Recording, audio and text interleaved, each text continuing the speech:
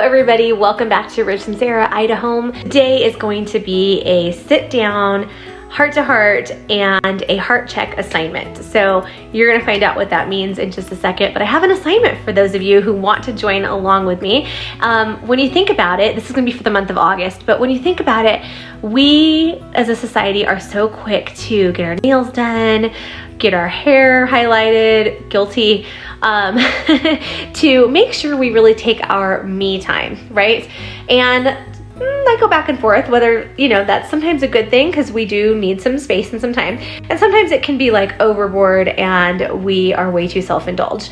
But this is something that I think is going to be an assignment that will be nourishing for your heart and soul. It will help you be a better person for yourself, for your family, and most importantly, I think it will draw you closer to God as we study this week how to share history through our story. And I know for me, and I'm sure it's the same way for you, God is at the center of what makes my story and my history. So keep watching and we will talk about the heart check assignment. Tonight, it's actually like 1 a.m. So it is one of those, I can't sleep, let's have a heart to heart vlog.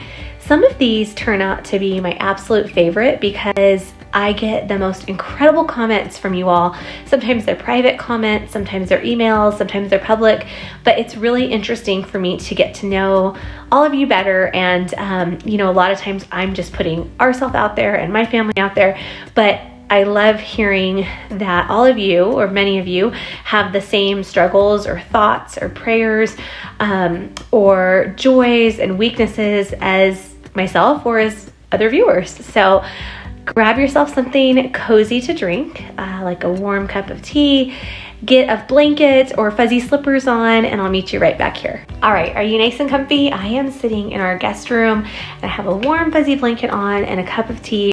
I had to pause the video because I had a little visitor come in who was having a nightmare. So I just had to get him settled back in bed.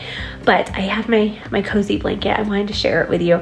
I change my throw blankets around every few months. So basically like every season. So this is Pioneer Woman.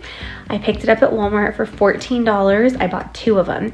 I recently read that when you have bright yellows and bright oranges in those colors in your home, that it actually helps you a lot with feeling happy and releasing serotonin and giving off that happy hormone so that you aren't depressed or anything like that. So it's supposed to make a cheerful home.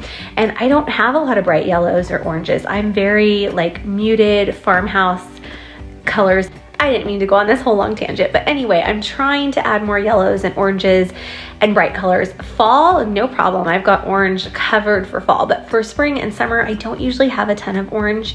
So this brought in some of that yellow and orangey tones. And then the back side is very pink. So I keep it to this side because I'm a house full of all boys, except me. So anyway, this is my very cozy blanket. I bought 2 of them from Walmart. Pioneer Woman, $14.99. You see why I love these late night chats with you, because I just kind of ramble. But I also get really great comments and advice from you all. So anyway, if you have any advice on adding yellows and oranges, those tones to your home, let me know. Let me know, what do you change out your throw blankets? Like, how does that work for y'all? Okay, so I usually start off these talks with a scripture and then I try to base it around that. Today's actually has to do with a quote that I recently read, and then I found some scriptures to tie into that. All right, so most of you know that I'm a homeschool mom, and in my preparing this week for our homeschool year for next fall, I came across a quote by Rudyard Kipling. And I'll talk about him in a minute, but it basically says that if history were told in the form of stories, it would never be forgotten. And I'll put that across the screen right here. And I thought about how that applies to so many things in life. If history were told in the form of stories, it would never be forgotten. And for those of you who aren't familiar with Rudyard Kipling, I hope I'm saying his name right, He actually was the author, most famously known for The Jungle Book. and he wrote many poems, short stories. So I want to explore a little bit more of the works of Joseph Rudyard Kipling, and I thought it would be fun to kind of come up with a sort of book club way to kind of better and add more culture to our lives. And so I'm going to be doing it. And so if you would like to go along and do this with me, I would absolutely love it. And so this month coming up for the month of August, which is just in a few short days, we are going to be reading some of the works of Joseph Rudyard Kipling. If you are not familiar, like I said, with him, he was an English journalist who not only was a journalist, but he also wrote short stories. He wrote poems, beautiful works of art. He was born in British India, and he is most known for writing about tales and stories about British soldiers, as well as, and probably most known for, his children's literature stories, such as The Jungle Book. So really, I hadn't thought about like using him as an author for this month, our first month to kick it off, but that quote has stuck with me all week. And I was really thinking about that, how much, and we're seeing it right now in our country without me going off on a soapbox tangent, but how much history is a story, right? It is a story. It is someone else's perception of a story, oftentimes written down, and how some things can get added to or lost along the way. But if we choose to tell history correctly, keeping the facts honest and open, and sharing it more as a story, I often think of the Bible, how there are all these accounts and biblical accounts and stories written down, written out for us. And as little children in Sunday school and at home, we are taught some of these amazing Bible stories, right? These wonderful Bible men and women, these characters who have lived these noble lives. They stick with us for generations and years and years and years to come and to follow. And that is because it is told to us in the form of a story. It's not just facts spewed out to us, about Adam and Eve, right? We all know the facts of Adam and Eve. We can sit here right now and rattle off 10, 12, 15 different facts about Adam and Eve. In Isaiah 46:9, in the book of the Bible, God says, remember your history, your long, rich history. And I believe that that is your story, right? History is our story. It is his story, right? It is a story written down. And so that's how I like to approach it with my kids. We are doing a lot of American history this year. This is the first year we are not homeschooling with a co-op. We are homeschooling 100% on our own. And I'm excited about that because there's so much freedom for us in discovering history. But going back to that idea of making history a story to be retold so that it's not forgotten, especially with what's happening right now in our own country and in our world, I think it's important, moms, and even if you aren't a mama and you are a woman that's watching this, or a man. So this month's book is going to be The Jungle Book, because as we talked about, I was so inspired by that quote.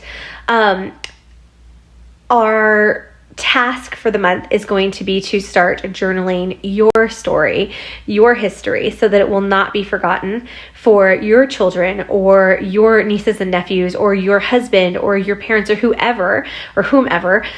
So I am really, really bad about journaling. I have friends who are amazing at it. My mom is wonderful at it. My mom has a journal for each one of her grandsons, of my children, my little boys, to give to them someday. And so I just started thinking about, you know what? I need to start journaling.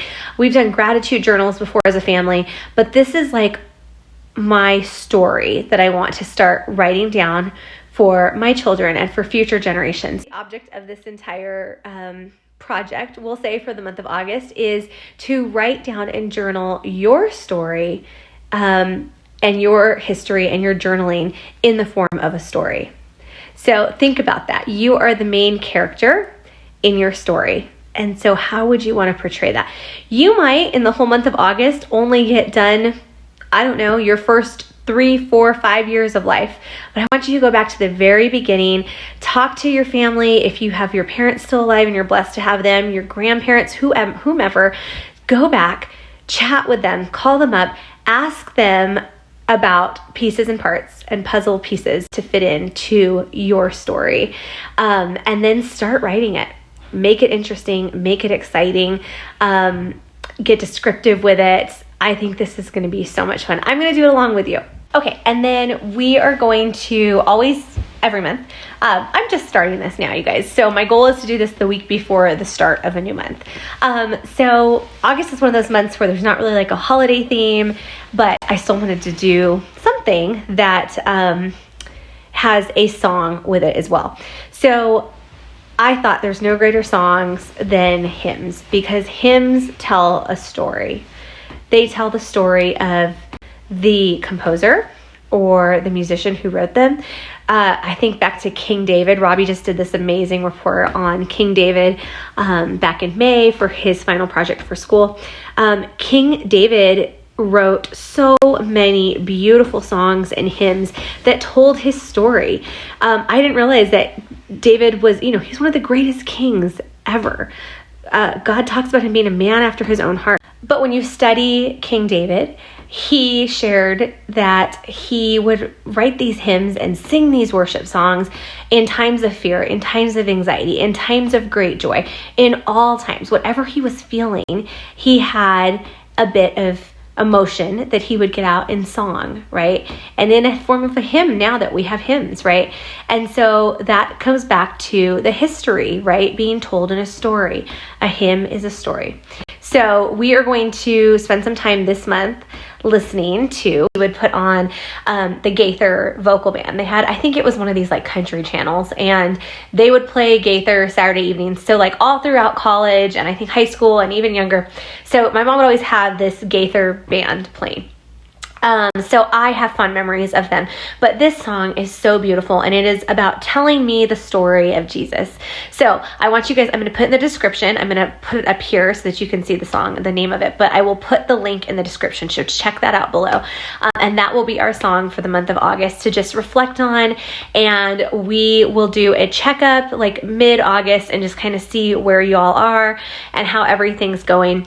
I know the Jungle Book part is a little bit like, what does that have to do? But it really is because of that quote, and it just inspired me to really find out more about the author and like what would make him say that beautiful quote about history and making it a story. So in kind of to give a little bit of respect to that, I thought let's read the Jungle Book, and it's one I'll probably read out to the kids. So I will put in the links as well the copy that I am getting on Amazon to read, and then any journaling materials I use I will also create in the link below. I will create a link in the description below. Is what I meant to say. So I hope this is fun for y'all. Like I said, I want to do this every month. September will probably be a back to school kind of theme, or like a start of fall. So let me know in the comments below if you're going to be doing this month's assignment with me, and I will see you back here tomorrow. Thanks guys. Have a good night.